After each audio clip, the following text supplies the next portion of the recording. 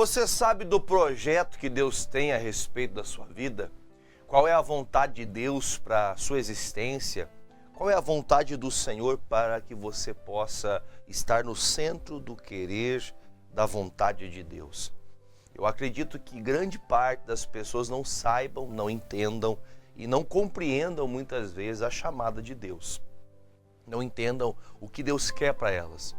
E isso dado a grandes coisas que nós fazemos todos os dias.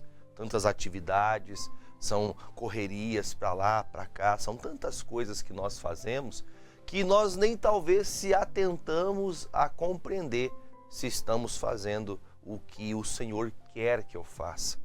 E digo isso para você com a intenção de que você veja que nessa história que vamos entrar hoje, falando do homem que Deus levantou num tempo que estava sossegado, num tempo que ele estava bem, num tempo que ele estava trabalhando, ele particularmente estava tranquilo, ele estava vivendo um tempo bom na vida dele, mas que precisava, que tinha necessidade de também fazer a vontade de Deus.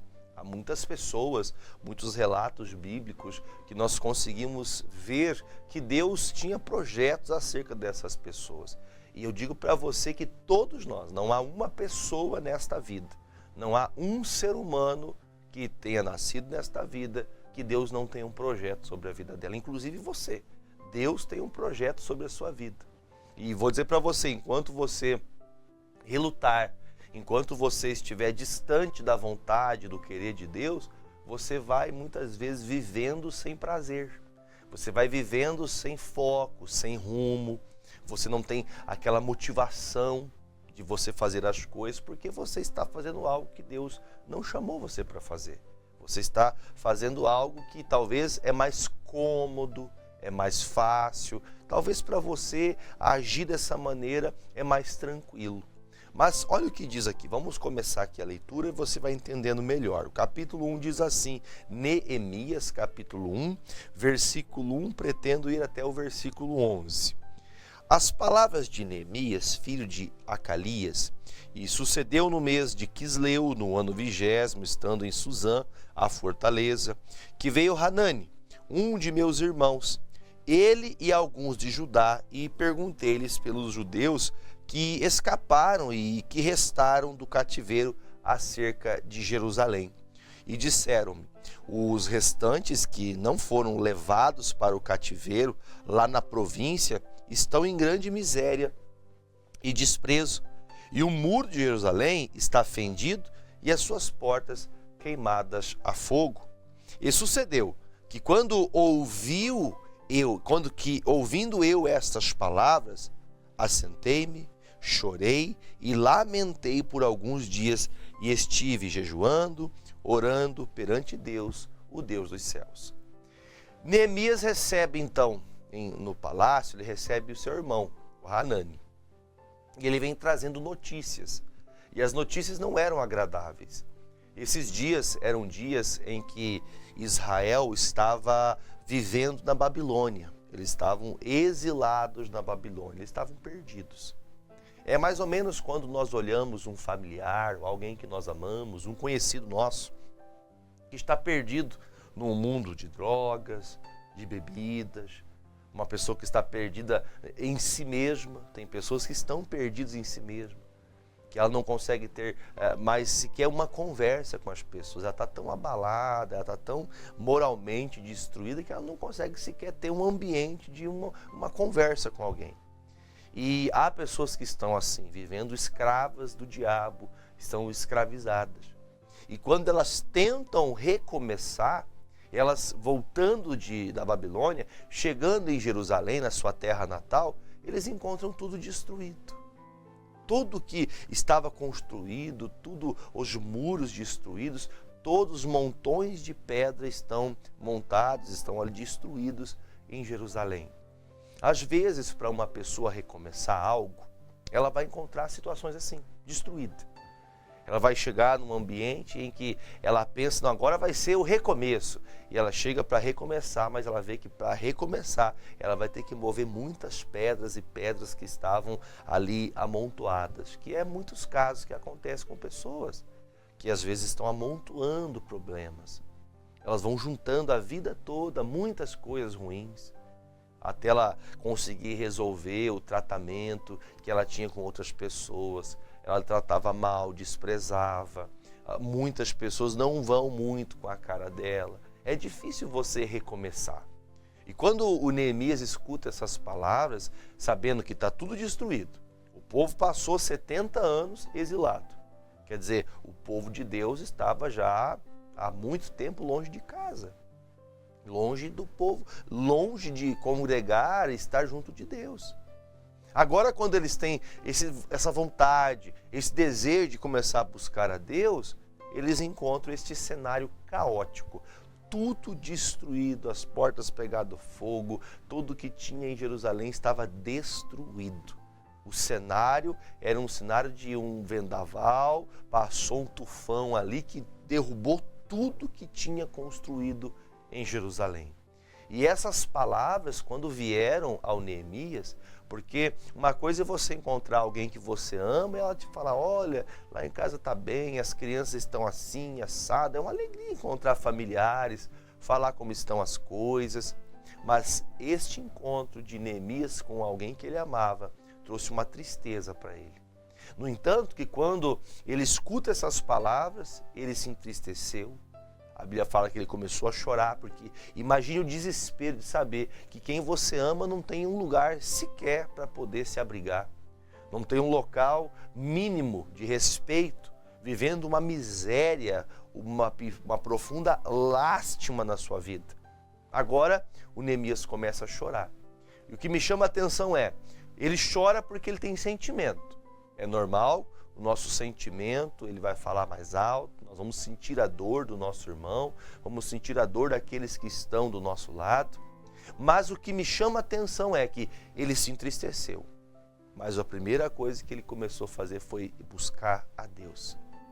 Quando nós estamos passando por crises na nossa vida, nós temos que aprender a recorrer ao Senhor.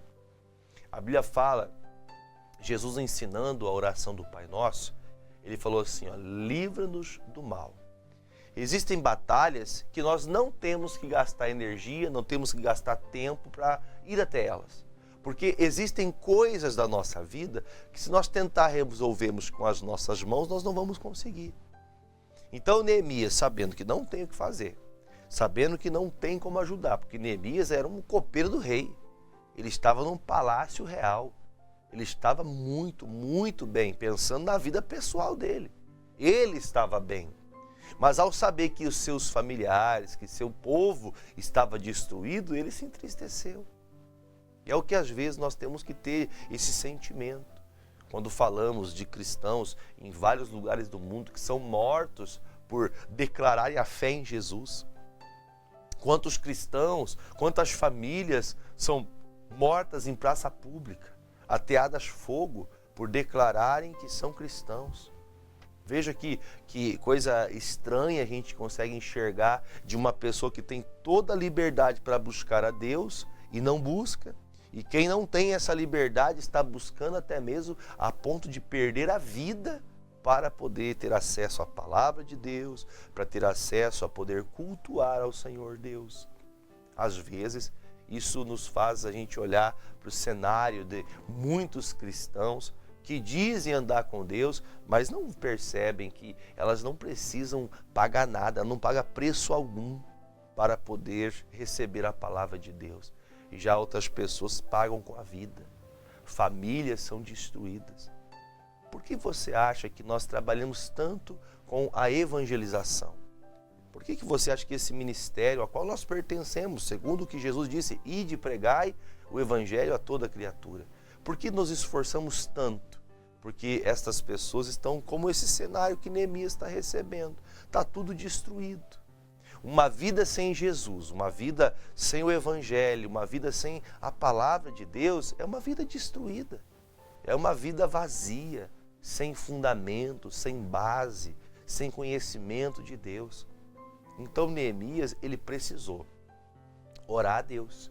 Ele precisou clamar ao Senhor, ele jejuou, passou dias jejuando para que Deus viesse falar com ele, para que Deus abrisse as portas para ele, porque ele queria fazer alguma coisa. Veja que grandes coisas não são feitas por muitas pessoas. Muitas coisas acontecem quando alguém realmente entende o projeto de Deus.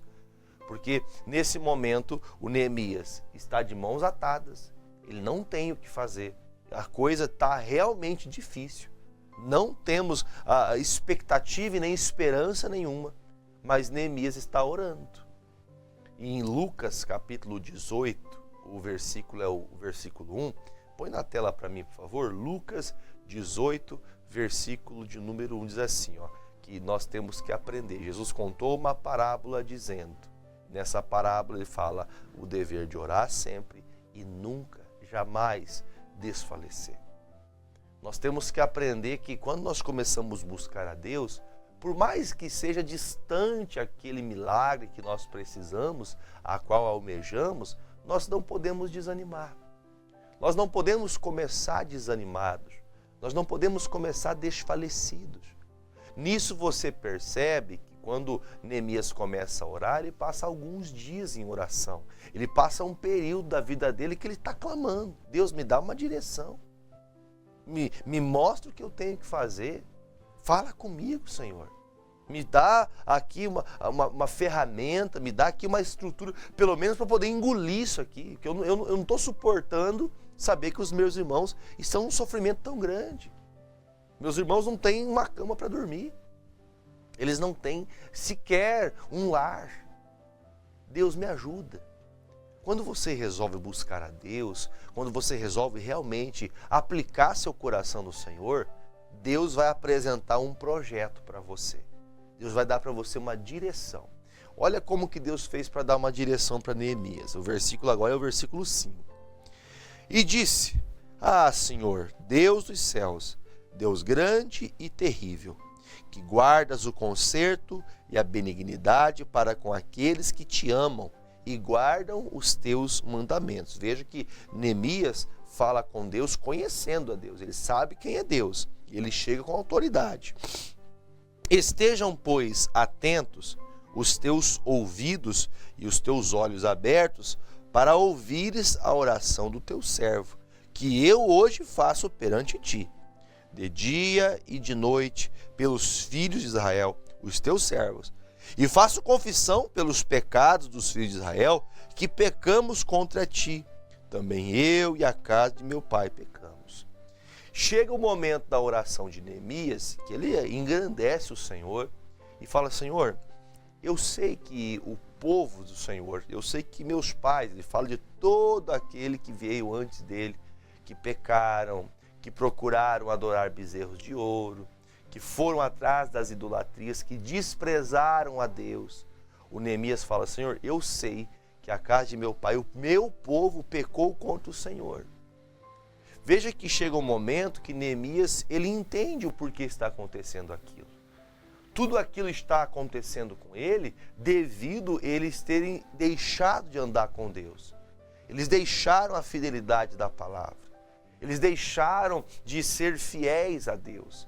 E nisso, diga-se de passagem, ele reconheceu, nós estamos assim porque erramos. Nós estamos errados, Senhor, porque se nós ouvíssemos ao Senhor, nós não estaríamos sofrendo. Se nós tivéssemos dado ouvidos à sua palavra, nós não estaríamos assim. Mas hoje eu estou aqui orando ao Senhor. E eu quero que o Senhor me ajude. Ouça o clamor, porque eu sei que o Senhor é um Deus grande, um Deus terrível, um Deus misericordioso. Tu és benigno, Deus. O primeiro fato que você tem que saber é que Deus é benigno. A benignidade, ela age na vida de uma pessoa, na vida de alguém, como assim o próprio Deus o é, que a benignidade é o ato de sempre fazer o bem. Deus é sempre bom. Deus é sempre bom. Por mais que falhemos, por mais que nós erramos, por mais que nós tenhamos muitos erros, até grotescos, erros que são muitas vezes inadmissíveis ao olhar humano, se a pessoa se arrepender, se houver arrependimento verdadeiro, essa pessoa tem direito de ser perdoada, ela tem direito de recomeçar. E Neemias entendeu que o pecado do povo afastou o Senhor. O pecado, o erro, está escrito em Isaías isso, que o pecado do povo afasta o rosto de Deus de nós. As vossas iniquidades têm colocado divisão, separado você de Deus. Por isso que você vai orar, você não tem força, você quer reconstruir, recomeçar, você não consegue recomeçar. Por que não consegue, pastor? Porque você está totalmente contra a verdade. Você está contra a palavra, você está andando aos redores dos piores infernos que você possa imaginar. Você está brincando com as coisas de Deus. Você vai levando a vida achando que tudo que você está fazendo vai ser fácil, que não vai ter os empecilhos, aí você começa a brincar com o pecado. Quando a oração de Neemias é entoada, ele declara: o nosso povo pecou, os meus pais pecaram, nós pecamos contra o Senhor. E eu sei que é esse pecado que fez que nós estivéssemos tendo esse resultado. Quando você conseguir enxergar que o problema da tua vida não é que Deus deixou você passar por isso, não é que Deus quis que você estivesse assim, mas as suas escolhas estão levando você para uma destruição. Neemias entendeu, essa destruição não é porque é um fato qualquer, isso está acontecendo por conta do pecado. O erro que cometeram contra o Senhor trouxe essa desgraça para o nosso meio. Quando você está distante de Deus, quando você está andando ali, vagueando, achando você que pode fazer o que quer, achando que você pode agir do seu jeito, no seu pensamento você está certinho, só que vai percebendo, vai tudo se perdendo, vai perdendo o casamento, começa perdendo o trabalho, começa perdendo as finanças, daqui a pouco seus filhos não querem nem olhar mais para sua cara. Daqui a pouco você percebe que você já não tem mais amigos, você começa a perder o que você tinha, é o carro, é a casa. Você começa a ver ruir todas as coisas. Sua saúde vai de mal a pior, você vai nos médicos, os médicos só te assustam cada vez mais. Porque há uma enfermidade que você está passando e parece a impressão que dá que você está tomando medicamento, você está fazendo tratamento e não está resolvendo. Note que há uma destruição mesmo em massa aqui em Jerusalém. Mas há um reconhecimento da parte de Neemias. Ele começa a reconhecer: Senhor, estamos assim porque nós falhamos com o Senhor. A casa de meu pai, todo o povo de Israel falhou com o Senhor.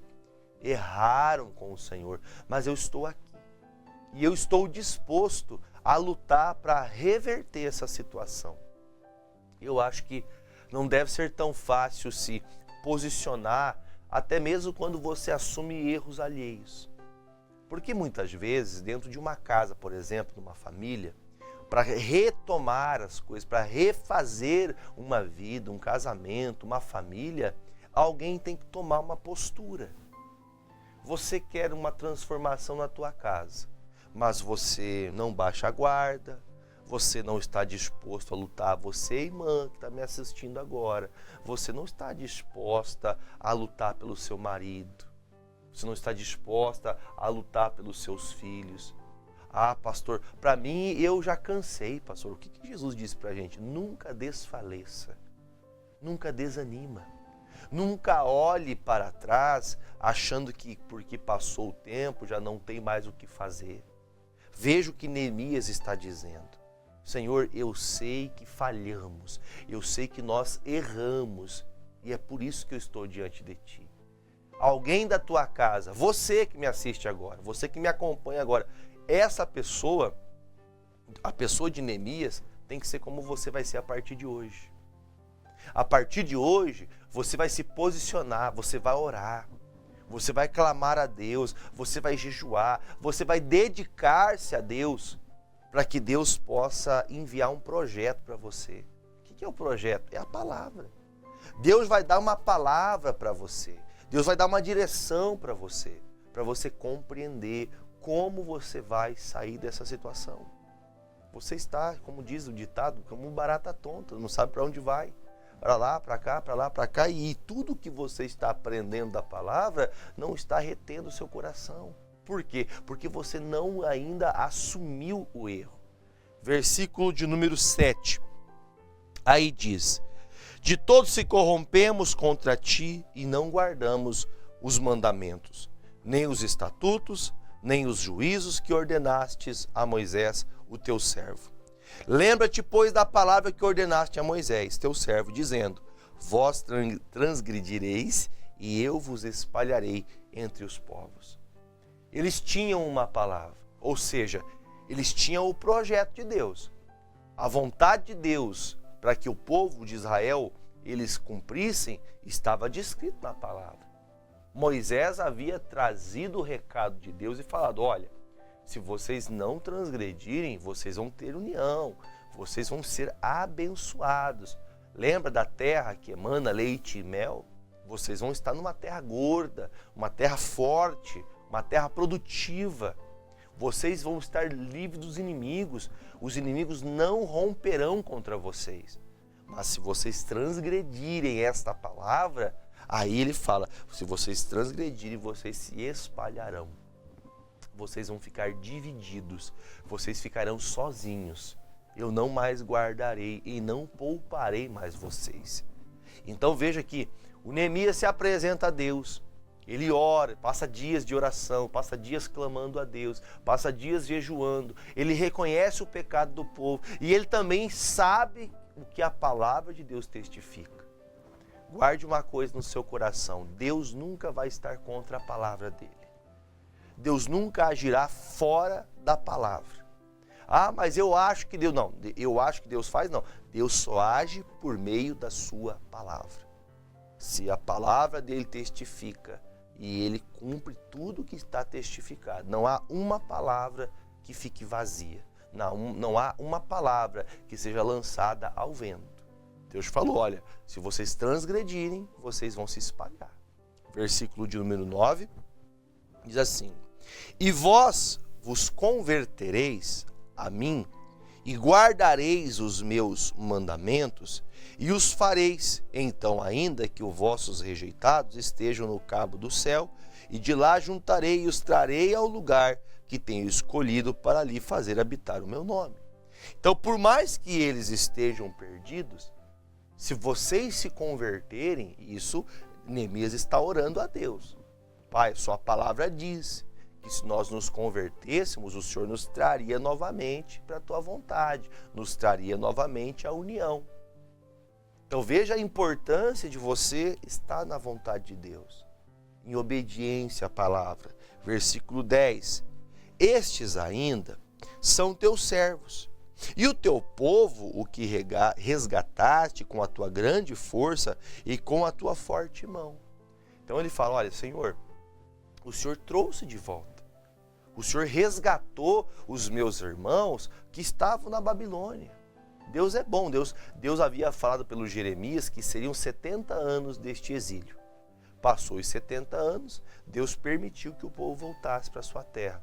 Só que quando voltou para a terra, Nabucodonosor, quando entrou dentro de Israel, ele destruiu tudo. Não sobrou nada. O ouro que tinha, tudo que tinha de bom foi levado, e o que não tinha, que não dava para ser carregado, foi destruído. Todas as muralhas foram destruídas. Todas as casas destruídas. E quando o povo voltou, encontrou aquela cena caótica, destruída a cidade do que o Senhor tanto amava. Mas o Neemias fala: Senhor, esta cidade é a que o Senhor ama. E o Senhor trouxe seu povo de novo para essa terra. Aí diz o 11, onde eu termino: ah, Senhor, estejam, pois, atentos os teus ouvidos à oração do teu servo e à oração dos teus servos que desejam temer o teu nome. E faze prosperar hoje o teu servo e dá-lhe graça perante este homem. Então era eu copeiro do rei. O Neemias, ele compreendeu duas coisas. A primeira é: a falha do povo afastou Deus do povo dele. Segundo, ele compreendeu que para fazer e recomeçar, ele precisava que Deus estivesse com ele na obra. Quando ele entendeu este projeto, ele se apresentou a Deus, orou a Deus por alguns dias, ele sendo o copeiro do rei, ele nesse jejum, nesse clamor, ele está diante do rei a qual ele servia, em Suzã, ele está disposto a fazer algo, ele quer fazer alguma coisa, mas ele precisa que Deus abra-lhe as portas. É assim como na nossa vida.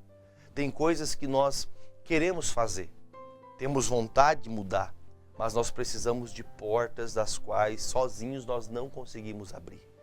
Jesus falou um dia assim: eu sou a porta. Nós temos que aprender a passar pela porta Jesus. Ele é a porta eficaz. Por isso ele fala assim: Senhor, lembra da minha oração e não se esqueça do que estou pedindo ao Senhor. Eu sou um simples copeiro de rei. Eu sou uma pessoa, estou bem, tranquilo aqui no Palácio Real, mas eu quero que o Senhor me ajude diante deste homem. Porque como sairei, eu tenho vontade de fazer alguma coisa, mas como que eu vou fazer algo sabendo que eu não tenho condição alguma para fazer?